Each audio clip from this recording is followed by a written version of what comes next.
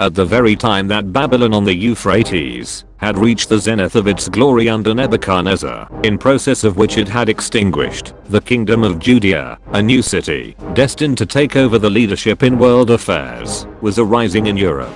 In fact, Rome, of the 7 hills on the banks of the Tiber, founded by the descendants of Japheth, the third son of Noah, would in due course inherit and amalgamate the traditions of all the world empires preceding her. Eventually, under the rulership of Christian emperors and popes, she would inherit the title Babylon the Great.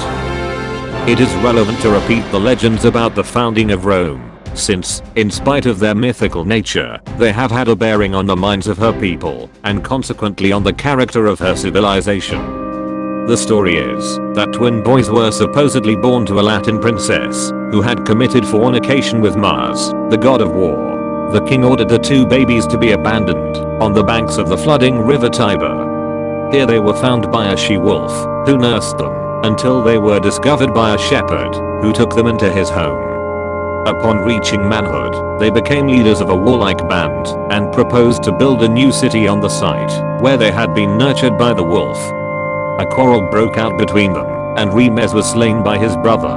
In addition to his founding Rome, the legends about Romulus feature his warlike exploits. Thus Rome's foundation is noted for that Cain Lamech, warlike spirit that had its genesis in the serpent, a spirit that was also manifested by Nimrod, the founder of the kingdom of Babylon, as seen in Genesis chapter 10. Rome and the Latin people engaged in continuous territorial acquisition until by 275 BC, the whole of central and southern Italy had been subdued. In this way, arose the nation and city that God would use as an instrument to chasten the Jews.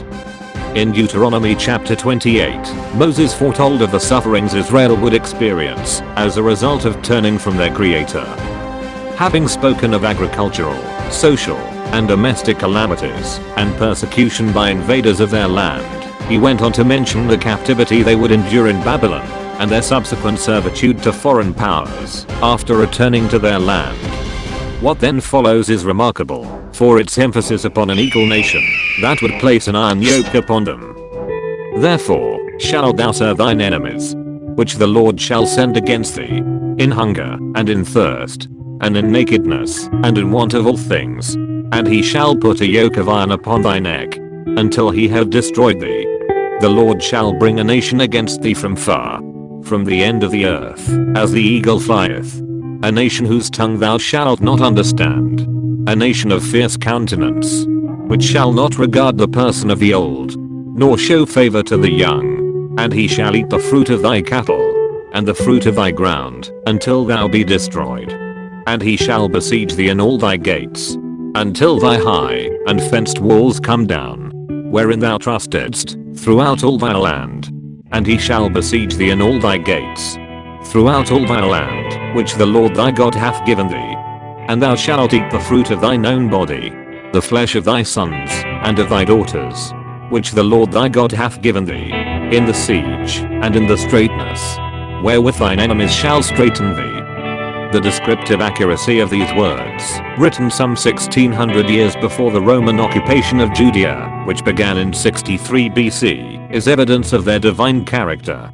As already discussed in video number 16, relating to the prophecies of Daniel, Nebuchadnezzar's prophetic dream, interpreted by the young Jew, represented the Fourth World Empire by 2 legs of iron, the historical sequence demanding that Rome was thereby signified. The iron yoke of Moses corresponds with this later prophecy and is a fitting symbol of the well-armed Roman legions and the oppressive manner in which they crushed the nationalistic spirit of freedom enjoyed by the Jews after deliverance from Greek tyranny. To the Jews, the Romans did indeed come from far relative to the other nations: Egyptians, Assyrians, Babylonians, Persians, and Greeks, by whom they had been dominated, and used a tongue, Latin, to which they were strangers. The legions marched behind the standard of the golden eagle, the bird symbol deeply entrenched in Roman legend and superstition. Moses' emphasis on the fierce and warlike spirit of the Romans is well illustrated in the expansion of their influences between 264 BC and 146 BC, they determinedly engaged in a war of conquest over their Carthaginian rivals, with whom they were not prepared to share world leadership. Eventually Rome utterly destroyed Carthage and enslaved its remaining inhabitants. She also annexed the Greek city-states and became involved in the conflict between the Greek kingdoms in Egypt and Assyria, paving the way for her final subjugation of most of the Middle East by 63 BC, including the kingdom of the Jews. Rome's conquests had no moral basis. Pride, ambition, might and wealth were the motivating forces that powered her expansion. Her military leadership and administration were ruthlessly efficient, lacking in sensitivity towards the human spirit. Rome brutally suppressed any questioning of her authority and freely used the crucifixion torture to drive the lesson home. She permitted no equals in the world she ruled. Even her own soldiers felt the brutality, sleepy guards being beaten to death and cowards in battle executed. Yet this criminal violence is not to be assessed merely on the basis of its physical dimensions. Earlier nations such as Assyria were guilty of similar bestiality. But Rome was more responsible. She had grown up in a world through which the Jews had become diffused and ought to have been influenced by the brotherly spirit enjoined by the Old Testament scriptures. These writings were highly accessible, the Septuagint translation into Greek, the common tongue of the empire, having been completed in the 3rd century BC. The law of Moses made specific provisions for the kindly treatment of strangers who became associated with the nation. And if a stranger sojourn with thee in your land, ye shall not vex him. But the stranger that dwelleth with you shall be unto you as one born among you, and thou shalt love him as thyself. For ye were strangers in the land of Egypt. I'm the Lord your God. Even the Syrians had acknowledged that Israel's kings were, when compared with monarchs in general, merciful in their treatment of foreigners, as seen in 1 Kings. And his servants said to him, Behold now, we have heard that the kings of the house of Israel are merciful kings.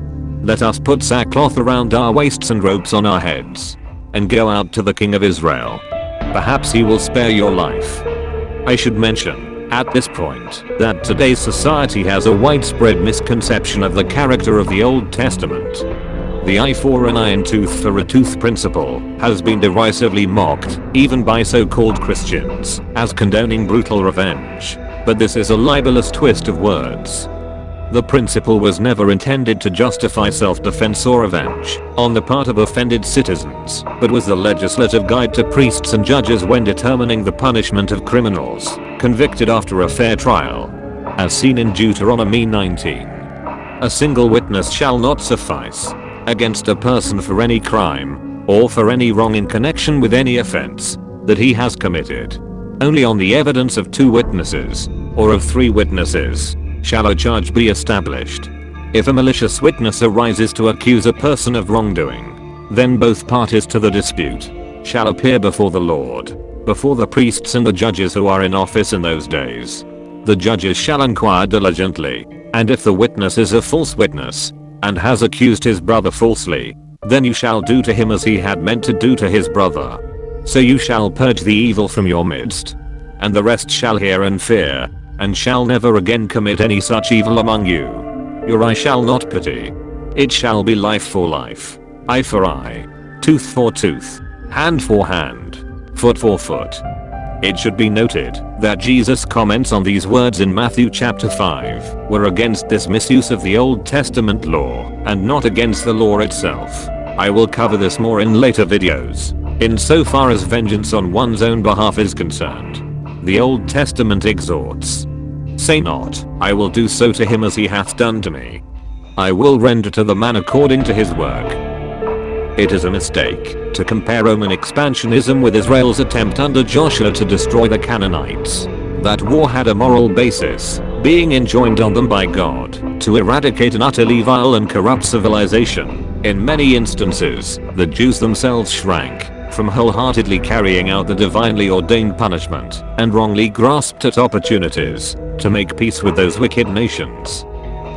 But returning to the subject of Rome, that she is not only to be judged in the light of her opportunities to know better, but in accordance with her own professions. She prided herself on her justice, statesmanship and ideals of peace and unity amongst men. The poet Propertius, 33 to 16th BC. Wrote, Rome has marvels greater than all the others. Nature herself has made our city great. This is a place of peace, and not of bloodshed. Honor and fame were granted us by fate.